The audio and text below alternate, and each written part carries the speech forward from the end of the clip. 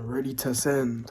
It was the 2nd of October when I submitted my UCAS, and let me just tell you, I was so relieved that day.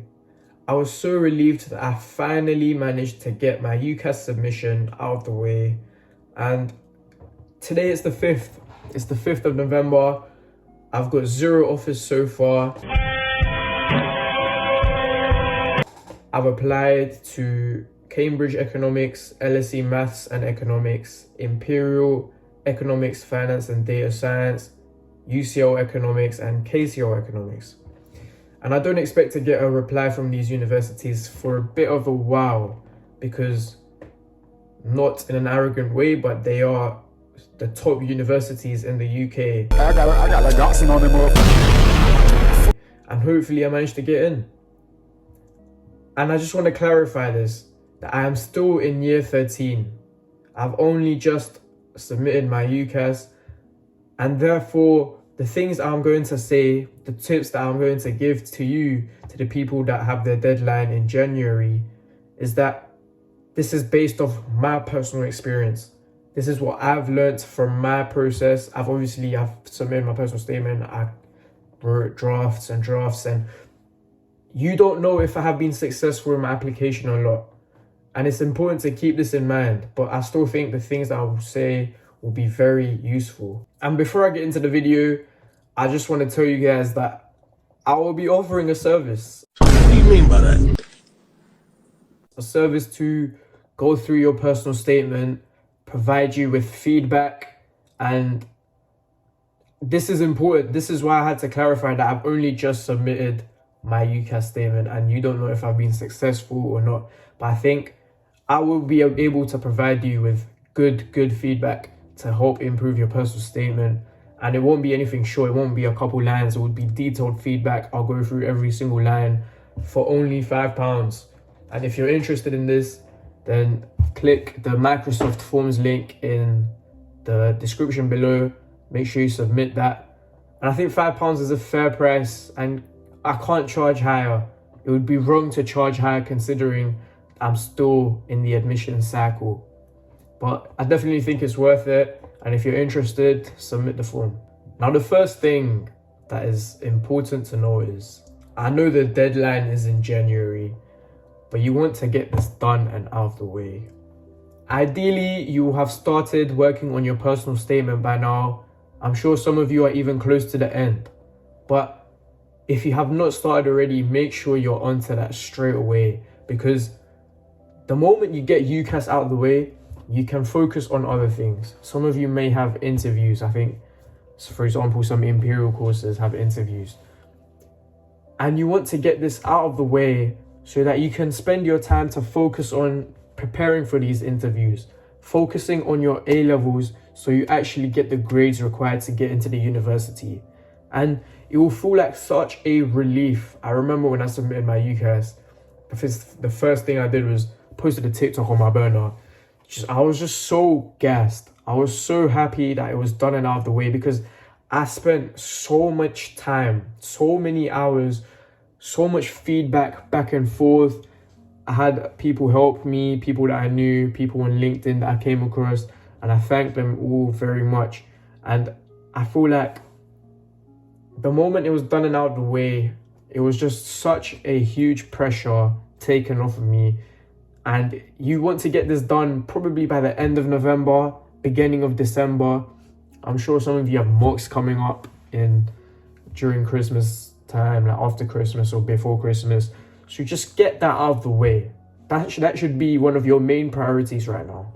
And I just want to add on that, make sure you go through the details that you've submitted on your UCAS.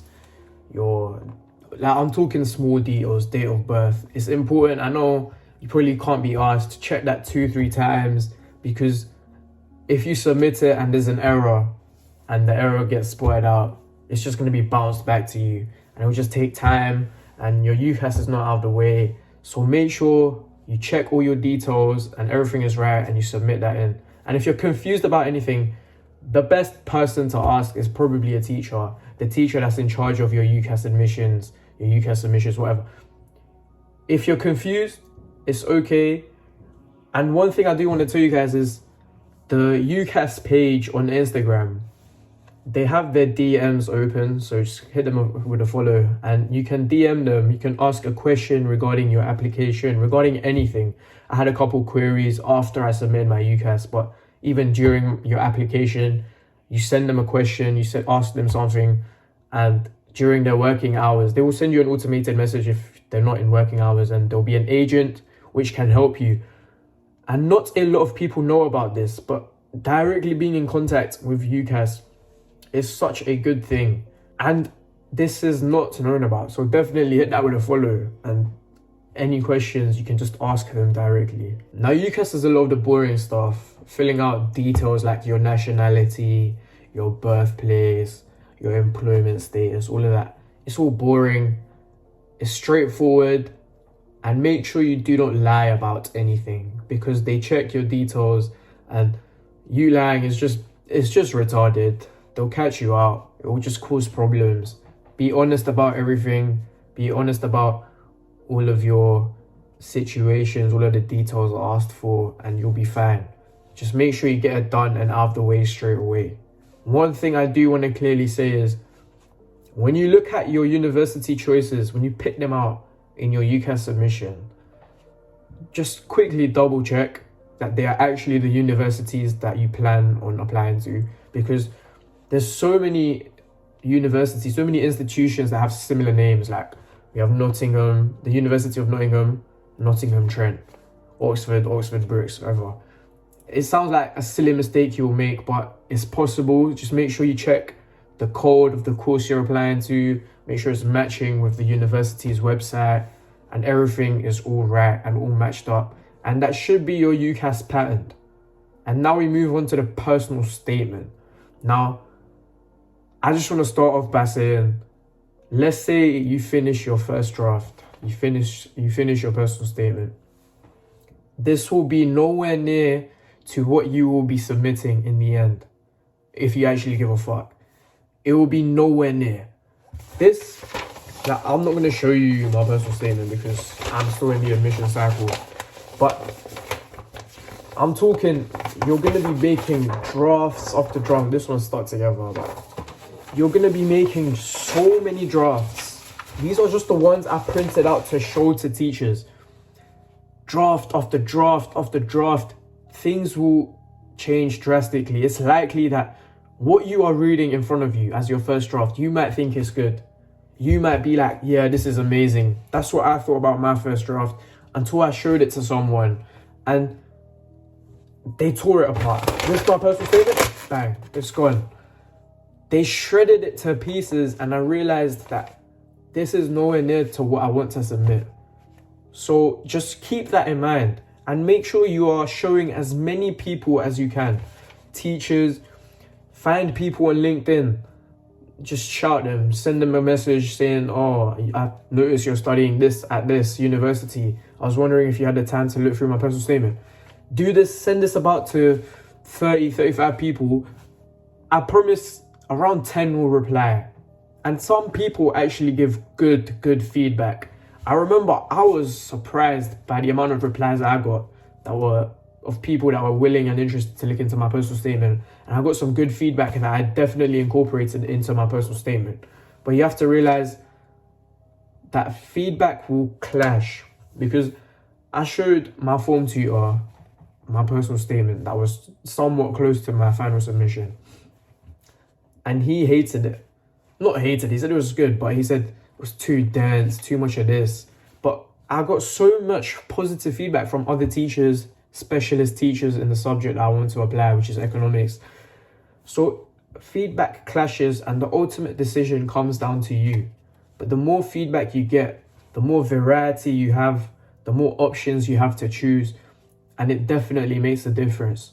So show as many teachers. These teachers don't have to be specialists in your subject. Obviously it helps that you show someone that is a specialist in your subject, and it makes sense to do that, but they don't have to be. So just show it to as many people as you can, but make sure these people are people you can trust. Like, don't be showing it to people in your year, because people might copy, etc, etc. Don't get me wrong, I showed my friends, like my close friends, which is fine, but make sure you are smart and you are showing the personal statement to as many people as you can. The next thing I want to say is when you are writing your personal statement for the first time, like your first couple of drafts, I say don't worry too much about the character limit. My first draft was 8k characters and the limit is 4k. Just imagine I doubled the limit, but I just decided to write about everything that I've done, and then I can get rid of things, I can cut out bits, I can choose what's good and add new things that I've done because I realized that this is shit, which is what I had to do.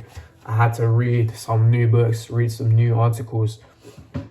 So don't worry too much about the character limit at the beginning because it's actually a lot easier than you think to cut down on characters.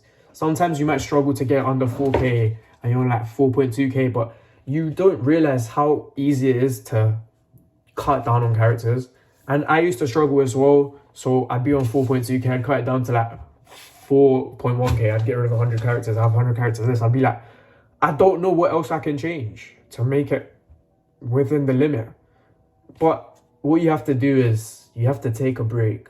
Trust me, this helps. You take a break, you come back after like half an hour, and you figured out new ways of cutting down on characters. So it's definitely very possible. You can get other people to help you, teachers, etc. I wouldn't say you should worry about it too much, but obviously don't be writing like bullshit. You get what I'm saying? The best way you can tailor your personal statement to being a good personal statement is by reading lots of examples. Go into a student room, find the people on LinkedIn and ask them if they are willing to send you their personal statement. There are people that do that. And if you want some personal statements for any specific subjects you're struggling to find some, join the 9 Stars Discord server. I'll link that in the description as well. Drop a message in general. I'll get back to you. Someone else will get back to you. No matter what subject it is, we have quite a large bank of personal statements. And find these personal statements and just sort of learn how they are writing. Not what they are writing, but how they are writing, because this is the main thing. And I just want to say, reading all these personal statements helped me realize what kind of stuff I need to be talking about. I need to be talking about essay competitions. Let's just quickly go over the things that I mentioned in my personal statement and I think you should mention in yours. I mentioned an essay competition, and I highly recommend you mention an essay competition because I think it will really help you in the sense that you have something that you can use to show that you expanded on your interest. Like, I was interested in this, so I took part in this essay competition, and then you can say, which led me to do this. So it's sort of like a big bridge you can use, and it also showcases your skills, your essay writing, your analytical skills, whatever. So I think an essay competition is definitely a good thing to include. The second thing is books. You obviously need to include books. Don't pick out books which are quite common. What I did was, when I started to prepare for my UCAS, I'd be like, top 10 books in development economics. That's what I did. I picked like the first 3 and I started reading them, and I didn't mention them in my first draft. But then I realized these books are talked about by everyone. If you're able to pick out a niche book, but don't worry too much about this because it's more about what you learned from the book, what you've interpreted from the book that matters. So when you are talking about these articles, books, resources, whatever, make sure you're not just repeating what's said in the book. Don't be like, oh, it was interesting how the book talked about this and this and this. Because if the admissions officer wants to know what the book told you, they can read the book themselves. This isn't telling the admissions officer how good you are and how your interest has developed. You want to be using phrases like, this piqued my interest, which led me to do this, etc., etc. Don't tell the admissions officer. Show them what you have learned and show them how this has affected you. That's what matters the most. And this is something which is difficult to master, because I remember my first couple drafts, I thought I've done it well, but I look back at it now and I'm thinking, this is just me reiterating what's said in the book. reiterating what I've learned. And this is not what you want to do in your personal statement. And this is why it's important to give your personal statement to many people to provide that feedback. Don't fall into this trap, and make sure you try and talk about your feelings, your thoughts, your emotions, the emphasis it had on you, your interpretations, this kind of stuff. It's about you. It's a personal statement, not a statement about the stuff you have read.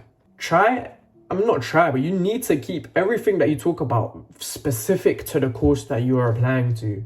Don't waste characters talking about irrelevant stuff. Like, I understand this is something which I did, and I was surprised myself, but I realized that it's very true. I applied for an economics course, and towards the end of my personal statement, I talked about my work experience at HSBC in accounting or something like that.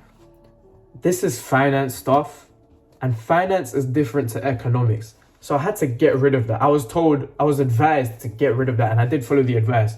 And applying to the top universities, they don't care too much about what you are doing with your free time, what clubs you attend, whether you play football for your local team, whether you're doing charity. Like, yeah, maybe 1 or 2 lines on this, maximum, right at the end. They don't care about your extracurriculars. You need to focus on your supercurriculars and keep it very specific to the course that you're applying for. And although I told you to use inspiration from other personal statements, everyone will do this, and you still want to try and keep it unique. You don't want to bore the admissions officer talking about the same thing that everyone talks about. For example, for economics, that's I went to my home country, I saw poverty, interested in economics. That's like straight away the 3 things that everyone talks about. Not that it's necessarily a wrong thing and you can do it well, but it's used by a lot of people, and it might be better to go for something a bit unique, which is what I had to do. I had to change my personal statement because I started with when India, poverty, interested in economics, etc., etc. So try and keep it unique. And if I had to summarize how to write a good personal statement, I would say you need a good flow. One thing needs to lead on to the next. But I had this going on throughout my entire personal statement, and someone advised me that it's good to have a good flow, but maybe sometimes I need to break that flow. For example, the first 2 paragraphs can flow, the third one can only slightly relate, and then I can create another flow. And I think this is better than just one consistent flow, because you're forcing yourself to talk about a link, which might not be the best thing to do. Obviously, it might flow really well naturally and have a good link, but yeah.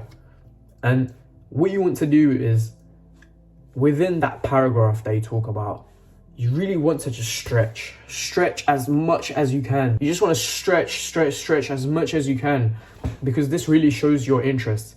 And talk about the personal effect that it has on you. And don't worry.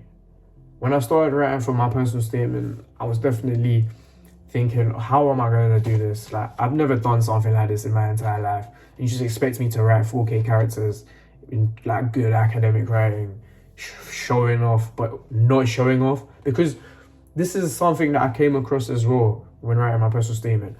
Like, I'd write something saying, I'm good at this, whatever. But then I'd get feedback saying, you're just being arrogant, boastful, but I still need to showcase my ability and show off at the same time. Like, how am I meant to do that? But just know the hardest part is getting started and finding the discipline to work on it, and everything will come to you naturally. So make sure you're working hard, and that's about everything for UCAS and personal statement. And if I had to add one more thing, I'd say talk to your reference writer, the teacher that writes your reference. Make sure you have a good relationship with them, and make sure they know everything that you were doing outside school relating to your subject. Make sure that they know that you have this going on, you took part in this competition, you're reading this book. Just try and show off to them. That's the people they want to show off to, so they put in a good reference for you. And yeah, thank you very much for watching. And if you do want that £5 feedback, fill out the Microsoft Forms quiz. I think it will be worth your £5. A fiver in today's world is absolutely nothing. So subscribe, like, consistency is coming, and I'm gonna make it out with this YouTube channel. Thank you for watching.